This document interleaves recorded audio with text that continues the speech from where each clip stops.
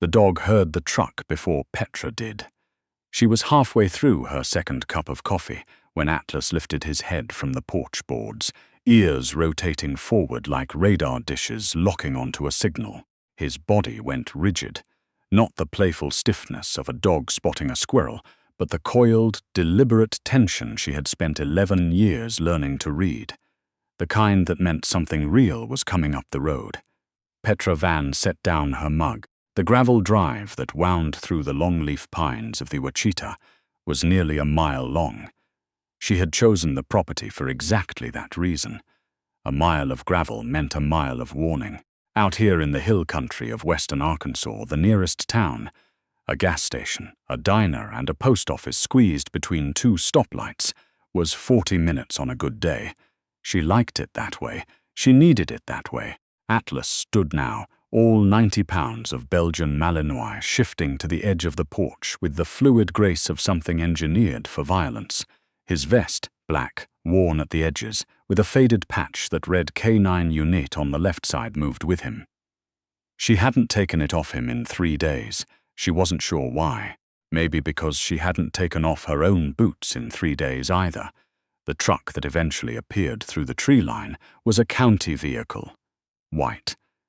Water Authority logo on the door. A man in his 50s climbed out slowly, clipboard in hand, and made it about 6 steps up the drive before Atlas let out a single low sound.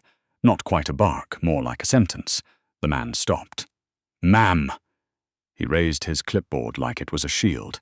"I'm here about the well permit. Just a routine inspection." "Leave the paperwork in the box at the gate," Petra said. "I'll sign it and leave it there tomorrow." The man looked at the dog, then at her, then back at the dog. "I really should take a look at the box at the gate," she said again. He left the paperwork in the box at the gate. Petra stood on the porch and watched until his truck disappeared around the bend. Then she sat back down. Atlas came and pressed his shoulder against her knee, warm and solid as a sandbag, and she put her hand on the back of his neck the way she always did when she needed to remember that some things were still real. She was 29 years old, and she hadn't spoken to another person for 11 days. That was fine. That was exactly what she wanted. She had grown up in Fayetteville, the daughter of a man who drove long-haul trucks and a mother who taught 3rd grade and believed that the solution to any problem was casserole and scripture. Petra had loved them both and understood, by the time she was 16, that she was built differently from either of them. She didn't want casserole. She wanted to know how things worked: engines, systems, chains of command. She wanted to be in the room where decisions got made and carried out. She enlisted at 18. By 22, she was attached to a Naval Special Warfare Unit as a support specialist. Intelligence, communications, logistics, the work the operators never wanted to do themselves and couldn't do without. She was good at it. Better than good. She had a mind that organized chaos naturally, that saw patterns in noise, and extracted the signal without effort. She was 25 when she met Atlas. He was coming off his 2nd deployment with a SEAL team out of Little Creek, a 3-year-old Malinois who had taken a fragment hit in the left haunch during an extraction in eastern Syria. The wound had healed clean, but the handler who'd worked with him, a chief petty officer named Garrett, had rotated back to the States with a knee that required 2 surgeries and an eventual medical separation. Atlas needed a new handler. Petra, who had spent 2 years watching the K9 teams operate from the other side of the intelligence fence, put in for the assignment. Her commanding officer had looked at her file, then at her, and said, "You've never handled a dog before." "No, sir. This dog has deployed 3 times. He's cleared buildings in Mosul." "Yes, sir. He's bitten 2 trainers." "I read the file, sir." There was a pause. "Why do you want this?" She had thought about that question before walking into his office, and she had decided to tell the truth, because he needs somebody who won't quit on him, and I don't quit. She got the assignment. Atlas bit her on the 2nd day. Not hard, more of a warning, the way a very old, very serious person might lay a hand on your arm and look you in the eyes. She sat down on the kennel floor, let the blood bead up on her forearm and waited. 3 hours later he came and lay down beside her. That was the beginning of it. Over the next 4 years they went everywhere together. Not always downrange. Petra's role kept her mostly in the intelligence side of operations, but Atlas was always there. In the TOC during briefings, under her desk during planning sessions. At her side during the rare moments when the work required her to be somewhere forward, somewhere the air smelled like cordite and diesel, and whatever fear actually smells like when it's yours and not someone else's. She didn't talk about those moments much. She didn't think she needed to. She was wrong about that, but she didn't know it yet. The thing that broke her didn't happen downrange. It happened in a briefing room at a base in Bahrain, under fluorescent lights, with a cup of bad coffee going cold on the table beside her. A mission had gone wrong. Not catastrophically, no American casualties, no strategic failure, but an asset, a local interpreter who had worked with her unit for 3 years, had been compromised during an extraction. The intelligence failure had originated in a data set that Petra had processed and cleared. She had followed the protocol. Exactly. She had done everything right. And the man who trusted them with his life, who had a wife and 2 daughters in a neighborhood just outside of Basra, had been burned because of something she had missed in 40,000 lines of encrypted signal data. They told her this in the briefing room, calmly, as a matter of administrative record. They were not blaming her. It was a systemic failure. These things happened. She had performed correctly given the information available to her. She sat in that room and she nodded, and she signed the after-action documents, and she thanked the debriefer, and she went back to her quarters, and she lay on her bunk staring at the ceiling, while Atlas pressed himself against her side, and she thought, I did everything right, and a man lost everything. She didn't cry. She didn't talk about it. She filled out her separation paperwork 8 weeks later, at the end of her enlistment, and she drove to a feed store outside of Fayetteville and bought 40 acres of longleaf pine in the Ouachita Hills with the money she had saved over 9 years. And she went up there with Atlas and she closed the gate behind them. That had been 14 months ago. On the 12th day after the county truck, she ran out of the one medication that mattered.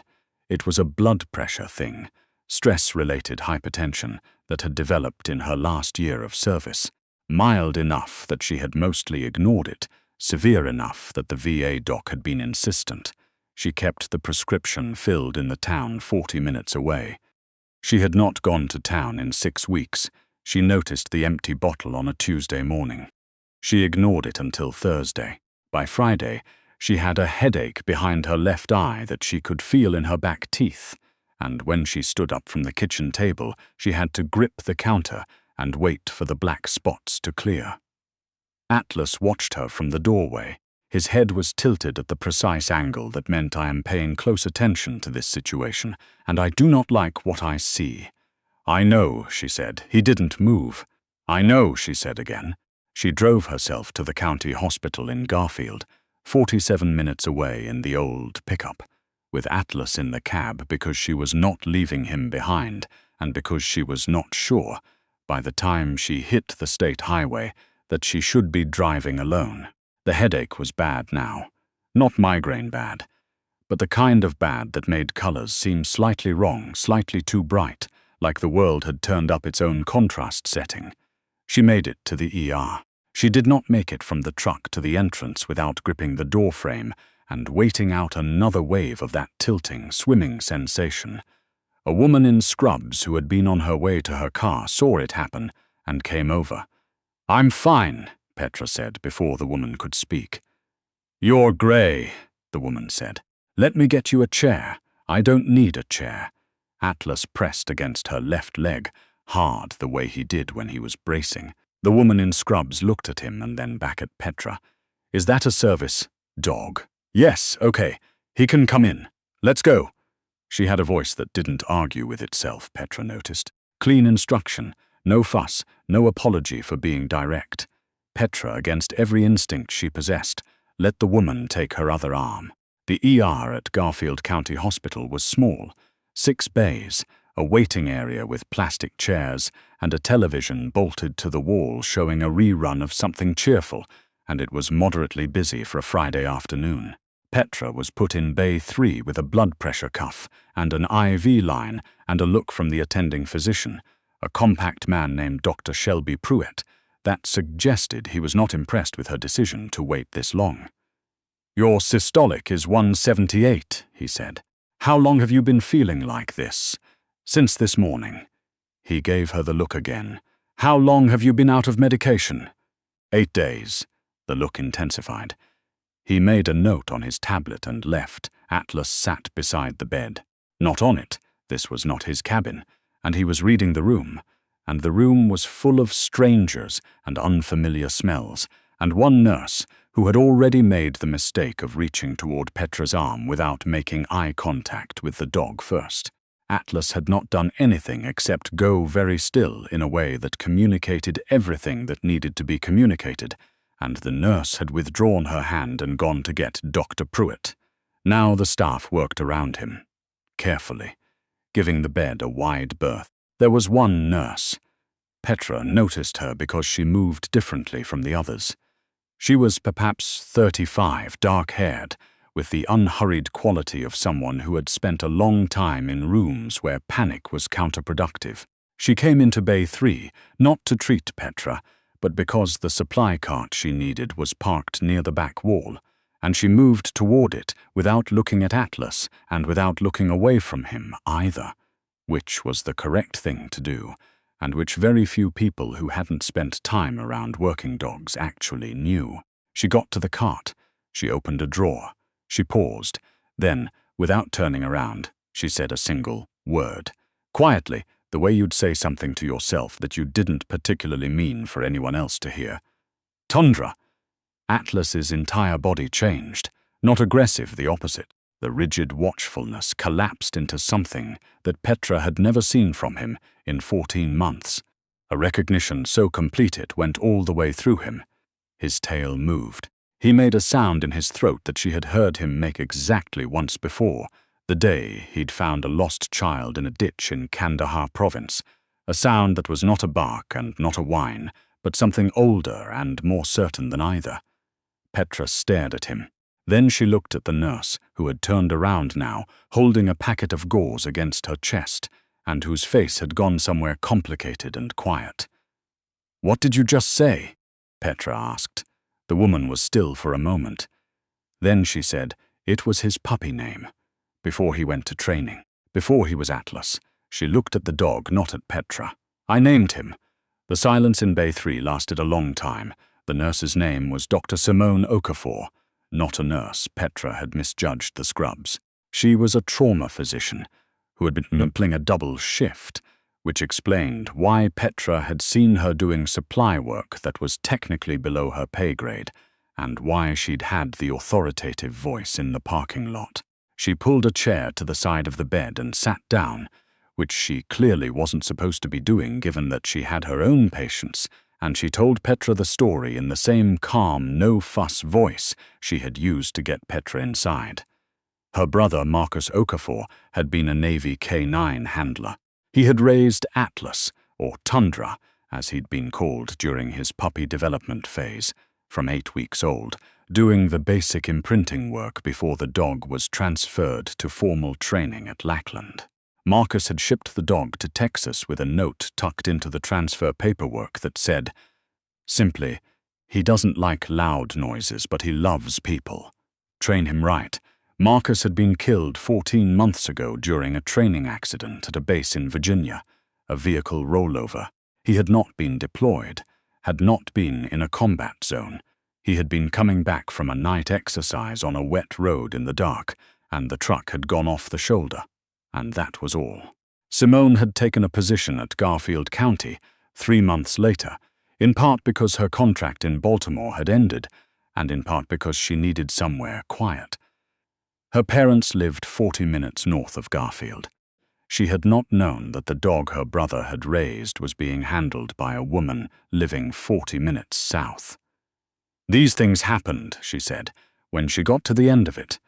Not meaning it the dismissive way Petra had heard it used in the briefing room in Bahrain, meaning it the other way, the way that acknowledged that the world was small and strange, and sometimes moved things into position without asking permission. Petra looked at Atlas, who had his chin resting on the edge of the hospital bed. She had not seen him rest his chin on anything in 14 months. He blamed himself, she said. Not about Marcus, about something else. She hadn't meant to say it out loud. Simone looked at her. Who did? Petra didn't answer for a moment. The IV drip ticked steadily. Somewhere down the hall a monitor beeped. People in this line of work, Petra finally said, spend a lot of time carrying the wrong weight. Simone nodded slowly. Marcus used to say that the hardest part of his job wasn't the danger. It was the distance it put between him and everyone who hadn't done it. Petra turned that over in her mind. Outside the small window at the top of Bay 3's wall, the Arkansas afternoon was going gold. That particular slant of late light that turned the pines into something almost biblical. She had spent 14 months looking at those pines from the other side of a closed gate and believing that the distance was the solution, that if she made the perimeter wide enough, nothing else could get compromised. She had done everything right, she had told herself, and it hadn't mattered, but she was beginning to understand. Slowly, the way you understand things that are obvious only after someone else says them out loud, that doing everything right wasn't the weight she was carrying. The weight was the belief that doing everything right should have been enough to protect everyone, that if something went wrong anyway, the fault had to live somewhere, and the only place she could find for it was herself. Atlas had been carrying the same weight. She could see it now in the way he'd responded to Simone's voice, to that single word that connected him to it before deployment, before the work, before loss. He had been waiting all this time for something that could reach back through all of it to the beginning, something that could say, you were good before all this happened, and you are still good now. Dr. Pruitt came back. Her blood pressure had come down to 162/96, which he described as less alarming in a tone that made clear he still considered it alarming. He wanted to keep her for observation overnight. She started to refuse. Atlas looked at her. She stayed.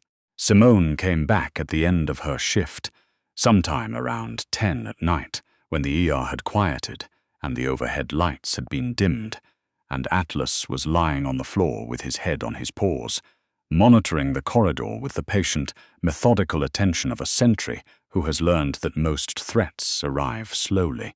She brought 2 cups of coffee from the machine down the hall, the kind that tasted like the concept of coffee rather than coffee itself, and she sat in the chair again. You can tell me to leave, she said. I won't be offended. Petra looked at the coffee. I'm not great at conversation, she said. Fair warning, neither was Marcus. Simone curled both hands around her cup.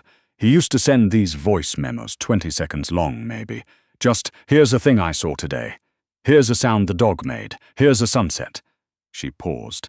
No explanation, no context, just the fact of it. Petra thought about the county water authority man and his clipboard, and how she had sent him back to his truck with a look and a dog. She thought about the sign at the end of her driveway, the one she'd written in black paint on a piece of scrap lumber. No trespassing. She thought about how the sign was technically accurate and completely dishonest at the same time. I bought 40 acres, she said. On purpose, I know I did. Simone didn't say anything. I told myself it was because I needed space. And that's true. It is true. But there's a difference between space and... She stopped. And a perimeter, Simone said. Petra looked at her.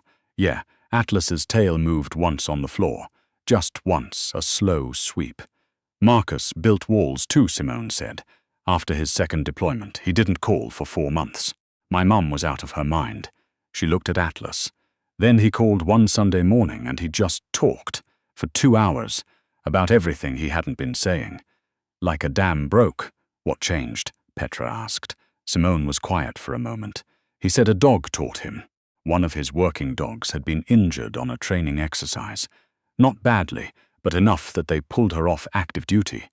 And he watched her in the recovery kennel, and she just accepted it. She didn't wall off, she didn't go quiet. She let the handlers touch the injury, and she ate her food, and she played when she could, and she healed. She smiled, small and tired.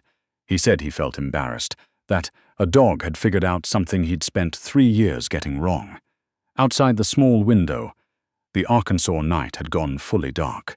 No moon, just the particular velvet darkness of hill country, with no light pollution, the kind that made the stars look architectural.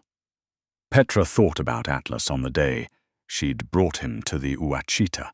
He had walked every inch of the 40 acres, methodical and thorough, the way he'd been trained to clear a building. He had checked every corner, every tree line, every dip in the terrain, and then he had come back to the porch and sat down beside her and looked at the same hills she was looking at, and she had thought, he's at home here. But he hadn't been at home. He'd been performing the same inventory she had, making sure the perimeter held. He'd been doing what she did because she was his person, and he reflected her back to herself, and she hadn't been able to see it until a woman in a hospital corridor said a word that reached under all of it. She was discharged the next morning. Dr. Pruitt had adjusted her prescription and given her a look that communicated, without words, that if she let herself run out of medication again, he would take it as a personal affront. She signed the discharge paperwork at the nurse's station and clipped Atlas's lead to his vest collar and turned toward the exit. Simone was at the end of the corridor.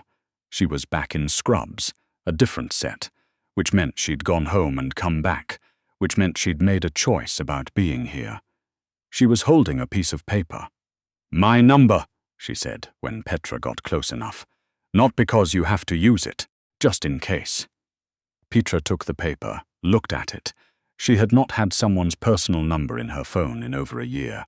Her contacts were the VA, the pharmacy, the county extension office, and her parents, who she called on holidays, and who she could hear worrying through the phone every time, a sound like static under their voices that she couldn't do anything about.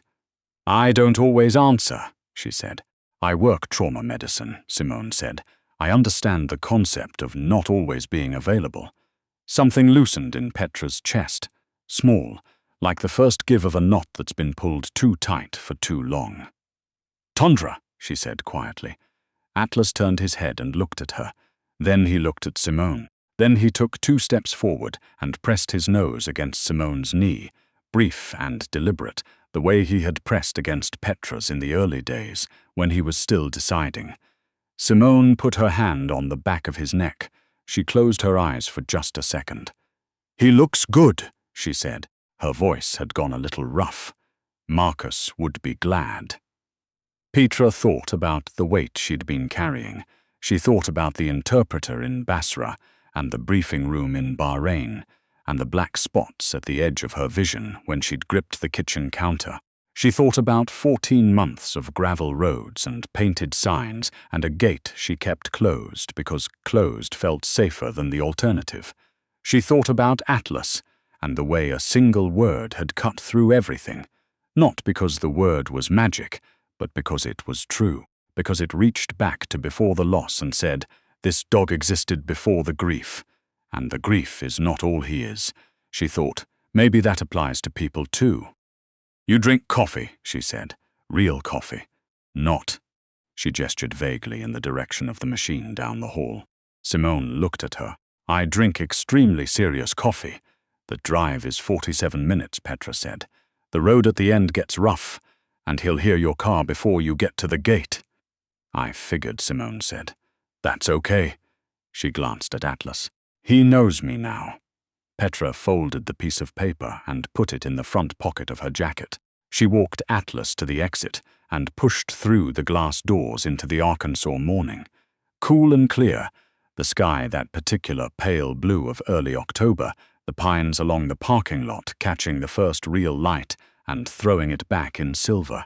She stood there for a moment in the doorway between the inside and outside, between the hospital and the truck, between the person she'd been for 14 months and whatever came next, Atlas sat down beside her, not braced, not scanning, just beside her, present in the way he'd been present in Kandahar and Bahrain, and a dozen other places she didn't name out loud, the way he'd been present every morning on the porch while the coffee cooled and the hills stayed quiet. She put her hand on the back of his neck. Then she walked to the truck. Then she drove home, with the windows down and the October air moving through the cab, and when she passed the sign at the end of her driveway, "No trespassing," black paint on scrap lumber, she pulled over and looked at it for a long time. She didn't take it down. Not yet, but she left the gate open.